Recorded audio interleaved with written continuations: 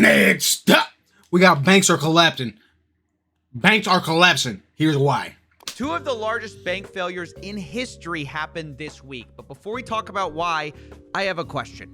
Why is Jim Cramer so good at being so bad at his job? Just months before they both collapsed, he said this. These are never, ever talked about. Why? Because it's too boring? I like to make money.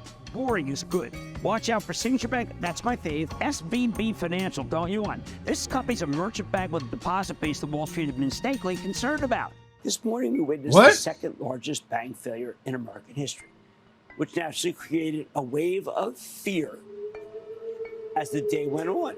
Hence, the Dow ultimately losing 345 points, S&P falling 1.45%, and the Nasdaq tumbling 1.76%. Now, I have to admit, he has a way with sound effects. Now I understand why they call it mad money. But there is one thing Jim Cramer isn't wrong about, which I know is shocking. Fear is in the air, and many are worrying, is my bank safe? So today I thought we'd break it all down, the recent collapses, why the government has announced a special bailout, why some people are happy with it. I thought safes were already supposed to be fucking safe. I thought we did this. I thought FDR done solved all this. I thought the banks were supposed to be safe. How does the second biggest bank collapse? That's what I don't get. Like, I thought we done solved this shit like 70 years ago, 60 years ago, whenever the fuck the Great Depression was. Didn't we already figure this shit out? We can't be having the second biggest bank just shut the fuck down. I don't know. And others are mad. And, of course, what's next? Let's start with the facts.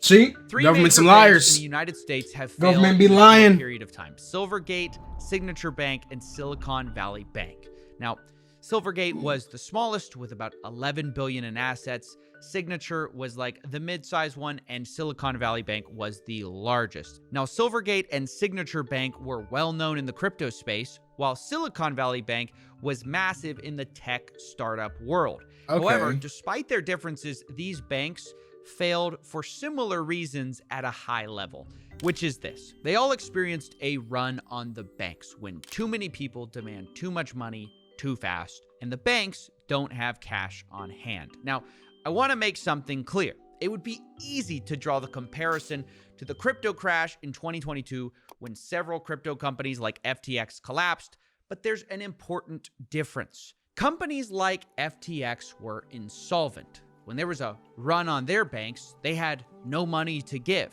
Whereas the banks we're talking about were illiquid, meaning they had the money, but when they had the bank run, some of it was locked up in long-term assets like bonds. Now, to be clear, these are not the same things at all. But things can get a little fuzzy in the details. For example, see, I didn't even like CoffeeZilla before because all the fucking just gambling hater. But this is knowledgeable. I didn't even teach me about this shit. I didn't even teach me about this shit. Insolvency problem if the bank has to sell what they have for cash. And let me explain. One of the safest investments is considered to be treasury bonds. Your grandparents probably invest in it. Banks invest in them, both for the same reason. They provide a stable rate of return. So say you're Signature Bank, right? You've got billions of dollars in customer assets. Where do you put it? Well, into treasury bonds, which let's say earn you 1% a year. You keep some cash on hand for withdrawals, but you figure, look, if I need to sell these, I can sell my bonds, right? But what happens if interest rates rise really quickly? Well, suddenly you have this 5-year bond you bought a year ago, which gives you 1% a year. But now the government is selling the same 5-year bond and offering 5%. Because of that, now your bond's value on the open market drops. It's no longer even worth what you paid for it because it's giving less interest. I don't understand really how bonds work. Try to sell that. Well, now you that still doesn't make sense to me. Now, to be clear, if you held the bond to maturity, well, you would still make that 1% and not lose anything.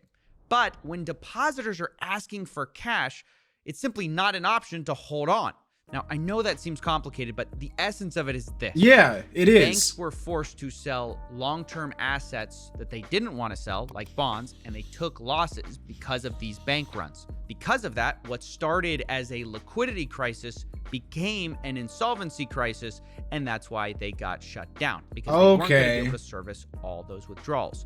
So Okay. now what, right? Yeah, Doesn't where the fuck's my government money? Guarantee How the fuck you get your money back? Why are we even talking about this? Well, they kind of do.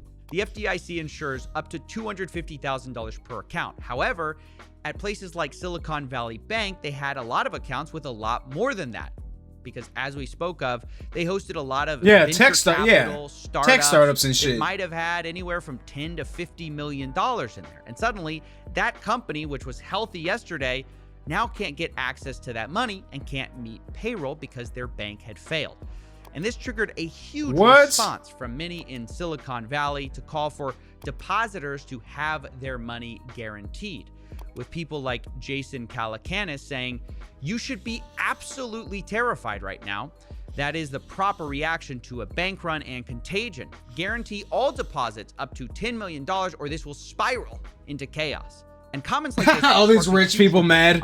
All these rich people are panicking. It's kind of funny. It's kind of funny. I can't lie. When the U.S. Treasury said this, quote, depositors will have access to all of their money. And there you have it. The U.S. government is stepping in to save not only Silicon Valley Bank, but also Signature Bank as well. They did this citing a systemic risk exception, which really boils down to a single idea.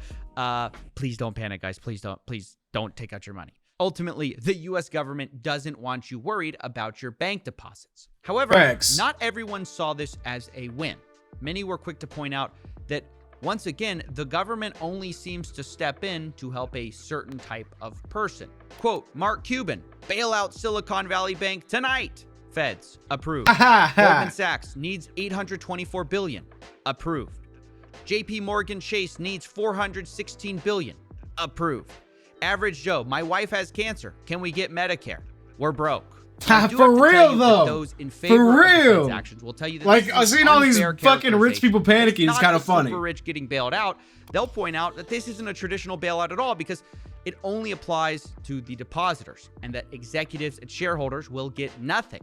And that sounds good, except for the fact that some executives and shareholders in Silicon Valley Bank had already cashed out, with Greg Becker, the CEO, selling $3.6 million worth of his shares before their collapse.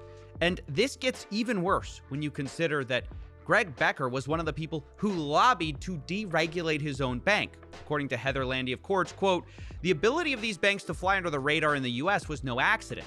Greg Becker, SVB's CEO, lobbied U.S. officials several years ago to raise the asset threshold at which banks would be considered systemically important. So let's get this straight. They faced less regulatory scrutiny because they weren't systemically important, according to them, but when everything goes wrong, they're systemically risky and must be bailed out. It's a classic case of wanting it both ways. Yeah. Now, again, this isn't the same as the full bailouts we saw in 2008. And regardless of whether you land on whether there should have been or should not have been a bailout, the idea that systemically risky banks should get special treatment and regular banks, I guess, don't. Yeah, why is there a difference between banks? You should move your money into banks that are too big to fail. Otherwise, you run a systemic risk of ending up on Jim Cramer, feeling like this. Wow. Well, now we know why now we know why one of the biggest banks collapsed. Huh. I'm still fucking confused, to be honest. I'm still kind of fucking confused. I'm keeping it in. I don't know what y'all think.